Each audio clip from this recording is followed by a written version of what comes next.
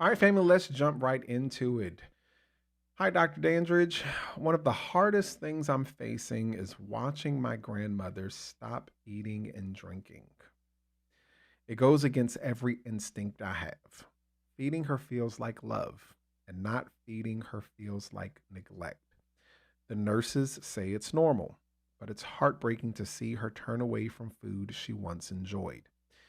I'm scared this means I'm failing her in her last days. How do I accept something that feels so wrong, even when I know it's part of the process?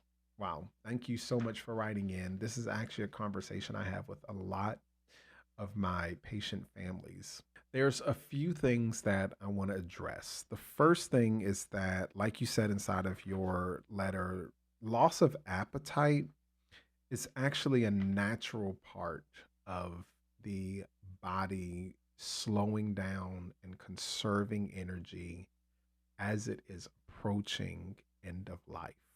One of the analogies that I give to my families is to think about how active their loved one is right now and how their inactivity does not warrant having to consume or put energy in the body. We eat because we burn energy. We survive on food because of the energy that we are putting inside of our bodies, and that helps sustain us. The truth of the matter is that when a patient is approaching end of life, they're not moving, they're not active. Most are completely bedbound and unresponsive. The truth of the matter is that the body is not exerting a lot of energy, so it does not need to consume a lot of energy. So, listening to the nurse, I know is hard. They are going to tell you that this is the body's natural way of beginning to slow down and shut down. And it feels almost counterintuitive, like you're sitting there and you're seeing mom and she's still breathing, still alive. And like you said inside of your letter, a lot of us express our love through feeding. We express our care through feeding. The truth of the matter is that feeding is an act of love. And not being able to feed your loved one does feel like you are losing one of the final ways to show your love and your care.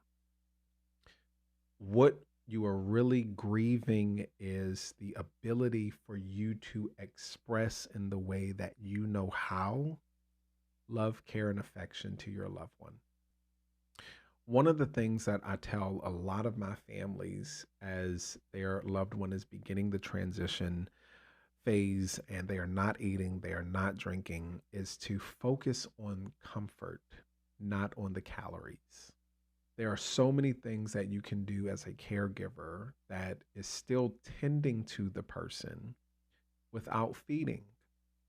Mouth swabs to make sure that their mouth is hydrated, sips of water and thicken liquids or boost if they're able to still consume that.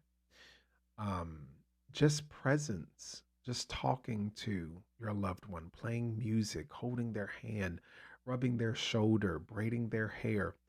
Those are the things that matter as a person is approaching end of life. So a lot of people don't realize that hearing is actually one of the last senses to leave a person as they're approaching end of life. So the truth is that your loved one might have already lost a certain level of sense as it relates to taste. So experiencing certain comfort foods and their favorite foods is not going to be the same as it was before. And that's part of accepting what that end of life process looks like. When we begin to focus on comfort instead of calories, we can honestly be more present with our loved ones in a way that actually matters. I think that your loved one would probably more prefer for you to be present there holding their hand than trying to feed them a cheeseburger or a slice of pizza. Again, it's really us that are uncomfortable with them not eating.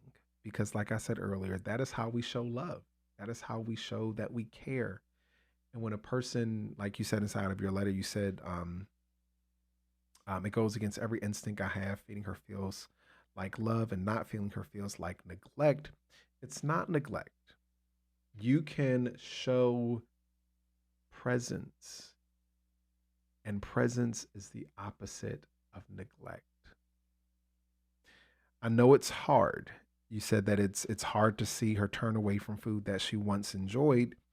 She might not be able to taste it the same way that she once did, and is honestly unable to enjoy it the way that she once did. So we've got to be accepting and okay with our loved one not eating as they approach end of life.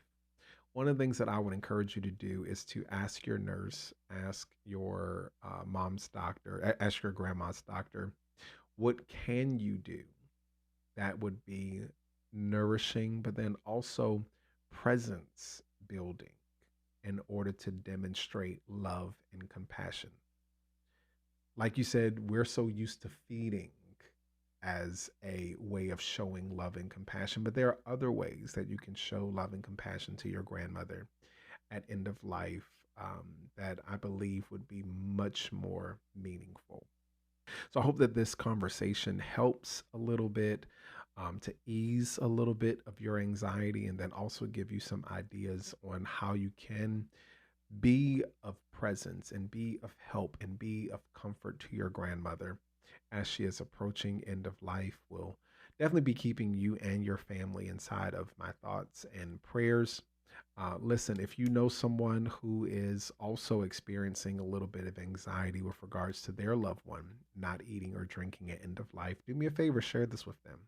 If you believe that it will help them kind of ease a little bit of that stress and anxiety inside of this season, because it is hard. It really is cringe not to see our loved ones eating, because we feel as though something's wrong, but it's really just us having to get comfortable with that level of care, that level of showing that we care being taken away from us.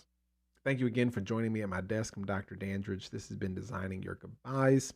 I will see you all inside of this next episode right here. I believe that it is something that can encourage your journey. If you have a loved one who is on hospice care and looking for a little bit of advice in order to kind of ease through this season, share this with somebody and stay blessed and also stay encouraged. And I'll see you all inside the next conversation, okay?